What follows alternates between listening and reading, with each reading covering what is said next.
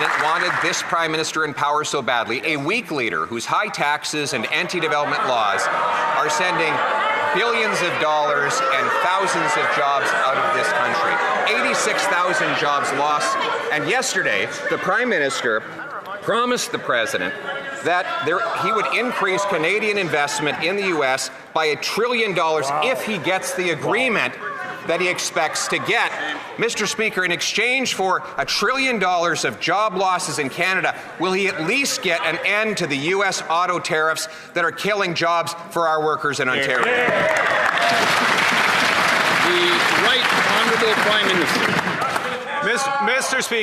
Mr. Speaker, we have the best deal in the world with the Americans. First point. Second point, the President of the United States and myself had a meeting of minds yesterday with respect to the future of the steel sector, the aluminum sector, the energy sector in cooperation, which is why our teams are negotiating the terms of those deals. And we are working, as the President himself said in the Oval Office, on the modalities of an auto agreement. The Honourable Leader of the Opposition. Mr. Speaker, he just confirmed he's selling out our auto workers. And let me tell him what it means when investment leaves this country, because he was forced a record amount out in his 7 months in power. The 700 workers at the GM plant who lost their jobs in Oshawa, they can tell him about investment that is left.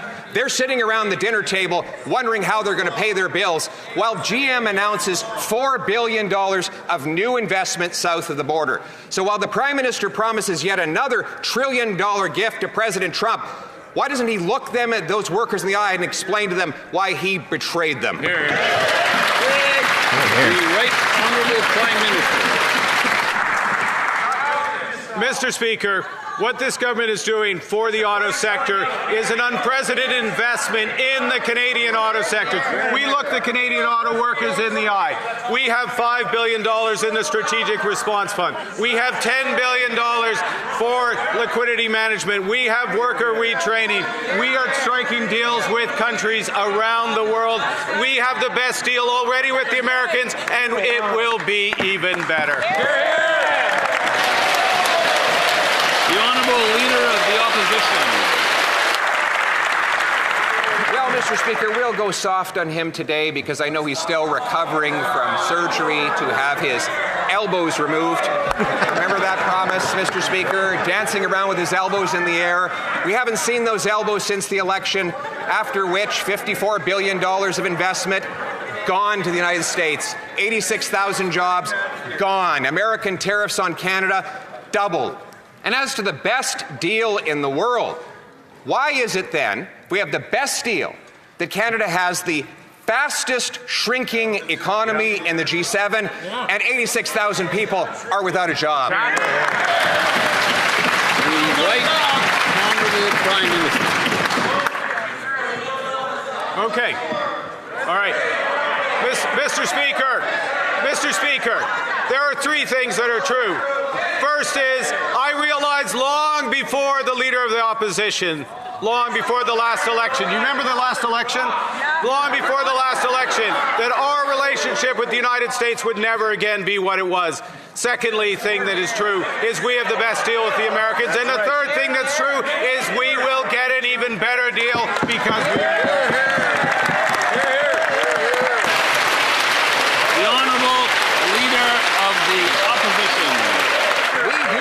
Canadians do remember the last election where that Prime Minister promised to put elbows up.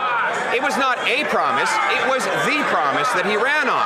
Now those elbows have come down, the American tariffs have doubled, we have by far the weakest economy in the G7, 86,000 people have lost their jobs, and the Prime Minister went pathetically to the White House to offer a $1 trillion gift, bowing before the President in weakness. $1 trillion, Mr. Speaker. Speaking of the last election, where in his platform did he promise to give $1 trillion of our investment dollars to the Americans? The Right Honourable Prime Minister. Mr. Speaker, Mr. Speaker, I would like to inform the Leader of the Opposition that there is a thing called the private sector. The private sector